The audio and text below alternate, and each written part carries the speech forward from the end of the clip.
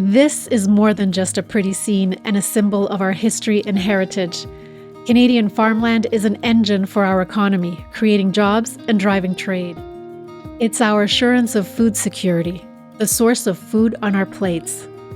Farmland is our commitment to maintaining an ecological balance and conserving biodiversity. And it links us all to a shared responsibility to protect it. Do you know that our farmland is facing significant threats that impact all of us? We'll look at the major ones: urbanization, industrialization, and climate change. Canada is one of the fastest growing countries among the G7 nations. Not since Confederation did our population grow so rapidly as it did in 2022. Around 40 million people now live in Canada. But only about 7% of our total land area is agricultural land. Yet Canada is facing pressure to produce more to meet the demands of feeding the nation and export more agri-food products. Farmland is competing with urban sprawl for industry and space. And extreme weather events are putting our food production at risk. We can't predict with climate change when those extreme events will happen, how long they'll happen for, and what that will do to our ability to farm. Sarah Epps' research has looked at protecting farmland. How severe is the climate change threat to Canadian farmland? I think the challenge is we don't know how severe it's going to be. I think there's huge risks that we really aren't fully aware of because we've seen these weird sort of blips where it's terrible one year, it seems to be a little bit more manageable the next year, and we haven't fully realized that consistent challenge that climate change is going to be year after year. How are extreme weather events impacting Canadian farmland? So we're seeing it play out in different ways in different parts of the country. It really depends on where you are, whether it's droughts that we're seeing out west fairly consistently, in the prairies in particular, lots of rain that we're seeing in Ontario this season as well, and really just extreme weather events where frosts are happening at times we don't expect them or don't anticipate, don't want them because they're so destructive to many of our crops earlier in the growing season, earlier towards the end of the season than they've been in the past, and really just destructive because we can't predict these things as we have in the past because they are so extreme. In addition to climate change, industrialization and urbanization are also major threats to Canadian farmland. How are they chipping away at arable land? Yeah, it's a great question. So what we're seeing is something we call the death by 1,000 cuts. And so we see this trend of, we'll just sever a little bit more of the land for houses. We'll sever a little bit more for urbanization. The farm is maybe fallow this year, so maybe we don't need it, and we'll convert that into something else. And the challenge is, once you pave over farmland, it's gone forever. We can't get that land back. And so we see that happening relatively consistently across the country, in Ontario, in British Columbia, in different parts out east, where we have this housing crisis, as we know, and we need more homes. We know that's a reality of our situation. And farmland is relatively easy to develop. It's green space. It hasn't been developed. So it is essentially clearing out whatever was there, paving over it, putting in a subdivision potentially, and then we've lost that farm forever. And so we see that happening across the country. And we don't really, I think, recognize in 30 years we're going to regret a lot of those decisions because we won't ever get that land back. You mentioned Canada has a housing crisis. We also need farmland. So there's a conflict. Is there a solution, a compromise? It is absolutely a conflict, but I think we can find a balance. And I think part of that is just better planning policies that protect the farmland and recognize that in Canada, in certain places, we have some of the best soil available in the world. And we're very, very fortunate for that. And so it's about protecting the best soil, recognizing we're going to lose some of it. There's no other way around it, especially if we're in a very urban place within the country. That land will likely be lost. But it's recognizing that with better planning policies, with better, higher intensification, higher density levels, we can build up and not out. And then we're limiting the amount of land that we're losing while also helping to reduce that housing crisis. And so it's really about finding a balance between up, higher densities, and protecting the very best land that we have, because it is a very finite and valuable resource. Ralph Martin's research has looked at food sustainability and preserving production capacity. In addition to climate change, urbanization, and industrialization, what are other threats to farmland? I think the other threats are not managing it properly. It's really important that when we manage our soil, that we have cover crops, that we have soil amendments that we add to the soil, that we look after the soil in such a way that we are increasing soil organic matter so that it can be productive regardless of the situations that happen with weather. Like many things in life, farmland is not created equally. Some land is better suited to farming than others. There are many classes Yes. of farmland. Why is it important to protect the highest class of farmland first? Well, Class 1 agricultural land essentially has no limits for agriculture, whereas Class 7 at the bottom has all kinds of limits, like it's essentially rock. So Class 1 is going to help us maintain productive yields even when there is too much water or too little water. With floods, good Class 1 land allows water to percolate through the soil. When there are droughts, it hangs on to the water and provides it to the crop. And we have some research at the Elora Research Station, and it's been going now for 35, 40 years. And it's really clear that on productive land, on Class 1 land, we have much better results over time than we do in less productive land. Why is it so important to protect our best farmland first? Our best farmland is what we call prime agricultural land. And so on that class 1 through 7 scale, it's classes 1, 2, and 3. And essentially what classes 1, 2, and 3 mean is almost anything can be grown on that land. And when you get into the higher classes, it's harder to grow things like tender fruit, grapes as an example, and other crops. So if you recognize that it's this land that can essentially grow anything, and it's often in places where the climate permits that growth of almost anything, it's such a unique situation that is envious of other countries in the world because we have this incredible land, we have the climate in those areas as well that support very diverse crop production. And so if we know that and we're aware of how important that land is, protecting it is really, really critical. And unfortunately, those areas are also at the greatest risk of urbanization. Just the way population settlements grow, you start your settlements where the best land is available for farming purposes, and then as centuries move on, we see that development pressure in those areas. What are some other benefits to keeping our best farmland at a high level of production? I might quibble a little bit with necessarily being at high level. Like, I think it's important to have rotations. So I would argue that sometimes it's appropriate to have a forage crop in the rotation, and that crop is not available for people to eat directly. So cattle or sheep might be eating that crop, and that might be 1 year of 4 or 5. But if we include that in the rotation, arguably it takes down the high productivity over the 5 years, but it maintains productivity for a longer period of time. And looking after that Class 1 land is essential as we go into climate change, because it's very clear that as we have too much water or too little water, or the temperatures are too high or too low, that it's the best land that we're going to need to see us through that. So that's the land we have to keep in agriculture. And if we leave marginal land, for example, available, are there not also benefits to wildlife, parkland? Absolutely. Yeah. I mean, there are lots of benefits with marginal land, classes 3, 4, 5. Yes. In cities and urbanization, I would prefer to see densification. And there are all kinds of people that talk about gentle densification. And I think it's really worth it, both for the people who live there. Arguably, they have better lifestyles when there is gentle densification. And we should leave farmland to be farmed as farmland, or some of it is wetland. And we need biodiversity throughout the landscape, and to have biodiversity corridors linking Class 1 land with 2, 3, 4. So I would like to limit urbanization as much as possible on a footprint basis. Farmers and agricultural scientists are doing their part to keep our farmland healthy. What are some innovative farming practices that are taking place now to preserve farmland? I think there are some really interesting things happening with weed control. When I started my career, we hadn't heard of robotics. And now there are all kinds of robotic weed control implements that can go through a field and not necessarily use tillage, but they can be so refined that they have fingers that pluck weeds right out of the soil, or they just scratch the surface and pull the weeds out. They can run 24/7. They don't need coffee breaks. They can often be run with electricity, and there might be a solar panel on the farm running them.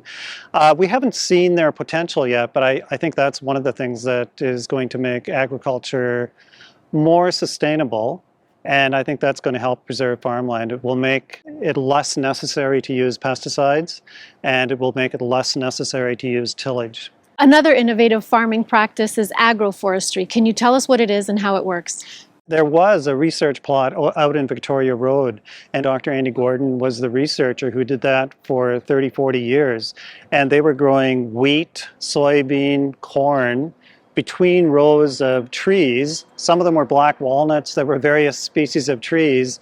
And you get the benefit of the trees growing, holding the soil in place, dropping leaves, so there's nutrient recycling, there's shading. Now, I think with the corn, there was a little bit of a yield cost to the corn because corn loves heat, whereas the soybean and the wheat were actually shaded and they benefited a little bit from the trees. But overall, the productivity of the land increased and nutrient cycling was certainly enhanced with that process. What are some of the repercussions of losing our farmland? Yeah, so some of the repercussions, and I think we haven't fully seen this play out yet, but is a food system where we're dependent even more so than we are today on imports. And so we're very fortunate in Canada where we grow so much of our own food. We export a lot of it because we do have surplus. When we erode away that farmland base, we can't grow the foods that we're used to today. We can't raise the livestock that we're used to consuming today. And so we're going to rely even more heavily on imports. And on top of that, food security issues are going to occur because we know food costs are going up. We see that with inflation now happening. It's going to go up even higher, and certain parts of the country are going to experience that threat even more so than others. So northern communities in particular, more remote and rural places will experience the risks of those higher costs and the dependence on imports. And we really erode away our own food security. If we can't provide food within our country, that dependence on imports is really, really risky. And I think we'll see that play out even more with the continued loss of farmland. What would be the worst case scenario?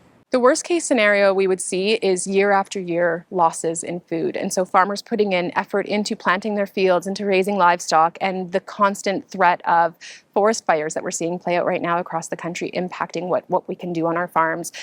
Droughts causing severe devastation on many farms and not having any production occurring year after year in those areas. One of the challenges with climate change is there's a sense that northern Ontario and northern parts of the country will benefit from climate change because temperatures will go up. That may be true, but the extreme events we see with climate change mean we don't know that will open up the northern parts of the country for farming purposes because we can't predict with climate change when those extreme events will happen, how long they'll happen for, and what that will do to our ability to farm. Would you say climate change then is chaos? Yes, I think chaos is the right word, absolutely, for climate change, because it is really an unknown. We have years where everything seems great and people say climate change doesn't exist. And then the next year we have these extreme events and everyone is surprised and shocked and can't believe that we haven't had rain in an entire summer. And so it really is a chaotic situation that is very difficult to plan for. Federal and provincial governments are working at the policy level to promote sustainable farming and encourage the protection of farmland. Federally, we don't see as much happening with the protection of farmland. It really is left to the provinces. And then even below that in municipal politics, we see that play out quite a bit. In British Columbia and Ontario, we have some fairly strong provincial policies that protect farmland. In Ontario, it's the Greenbelt, and in British Columbia, it's the Agricultural Land Reserve. And so that's from a provincial level, which tends to be the strongest in terms of protection. At local levels, we also see local governments creating their own policies that protect farmland, that state, here's where our urban boundary is. We don't want to develop into the farmland that's adjacent to this. And we see those policies of higher density, intensification, building up and not out. And so it really is something that plays out, I think, on the ground at the much more local level. Does the federal government, through Agriculture Canada, through federal policies or grants, do they have an impact as well? In terms of planning, not so much, but what we do see at the sort of local farm level is they do provide grants for agro-environmental stewardship practices, for conservation. So we see some of that play out. They also provide funding in terms of economic development. And so if we know a successful farm and a farm that will be around for the future is one that is financially stable and is making money, those grants absolutely help, and it helps to stabilize our farm system and our agri-food system as well. Some of these policies also end up supporting wildlife and nature conservancy or nature conservation. So it's really interesting. I think when we think of farmland, we think of these huge hundreds or thousands of acres of land that gets plowed every year, that we have livestock on, and we don't know that there's a whole host of other services that farmland provides. So it provides, as you said, wildlife habitat. It provides filtration for water. There's oftentimes water courses that run through agricultural land, and as well in terms of conservation of woodlots and other sort of natural areas on farms. We do see policies that come through that help maintain the natural elements on farmland and provide financial benefit to farmers to utilize agro-environmental stewardship practices, and recognizing that if we're protecting a part of a farm and saying that, well, this woodlot should stay a woodlot for wildlife, the farmer loses out in a way financially because they're not using that land for farming. So we have grants available and we have other programs in place to help support the farmer to maintain that conservation area. The whole system benefits. The word farmland preservation and farmland protection are sometimes used interchangeably. Right. Is there a difference, and is the difference important? Well, I think there is a difference, and protection is what I think of politicians and others doing to make sure that we don't use farmland for other purposes. Preservation is making sure that those who farm the land farm it in a way to keep it growing productively, using cover crops, adding soil amendments, and so on. What is sustainable intensification? Can you explain it to us? Sustainable intensification is getting more with the same input, or maybe even less of the input. So for example, you can apply nitrogen fertilizer and maybe get 150 bushels per acre of corn with 150 pounds of nitrogen fertilizer. If you use it well and there's sustainable intensification, we might get 160, 170, up to 200 bushels, but not increasing the fertilizer. But I want to qualify sustainable intensification. It's not the cat's meow. I mean, it's good, but I think the way the environment experiences nitrogen or other nutrients or pesticides or tillage is the overall effect. So even if we have sustainable intensification and we use nitrogen fertilizer more efficiently on a per acre basis, if we have more acres of corn rather than some of the food crops that we could grow directly on those acres, then the environment is experiencing a negative overall because there are too many acres in corn when we could use some of those acres to grow food crops directly. Farmland protection and preservation are essential to our ability to grow food for ourselves and for our economy to thrive. How does farmland protection contribute to food security in Canada, our economic stability, and environmental protection? Climate change is all about temperatures that are too high or too low at the wrong time, or having too much water or too little water at the wrong time.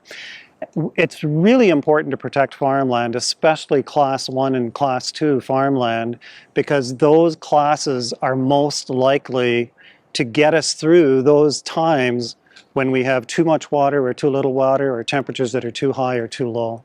What are some other benefits to safeguarding our farmland now and in the long term? Well, we have the benefit of more biodiversity in the landscape, and that's going to be good not only for us, but for other species in the environment overall. It's important to protect farmland because we sometimes think that we can grow food with technology. And yes, technology helps us, but in the end, to have enough calories and nutrients for people to survive appropriately and to do so in right relationship with other species, we are going to need farmland with multiple species and good healthy soil to sustain that. Other threats to farmland, in addition to, let's say, high cost, and we talked about urbanization, climate change, industrialization. You mentioned one that I hadn't thought of before. Well, I think it's really important to think about how we're going to keep farming in the future. And many farm families have a number of siblings on the farm. Not all want to farm, but some do. And I think we have to make it quite possible for those young people who want to farm to farm. They come to that farm with knowledge, and some of them might be the 4th, 5th, 6th generation. I had one student who was the 9th generation on his farm in Prince Edward County. So someone who comes to the farm with multiple generations behind him or her is going to think in the long term because they know their ancestors have been there. I even know one farmer whose grandpa wanted to be buried in the orchard, and he said, I think that's so grandpa can watch us and make sure we're not misbehaving.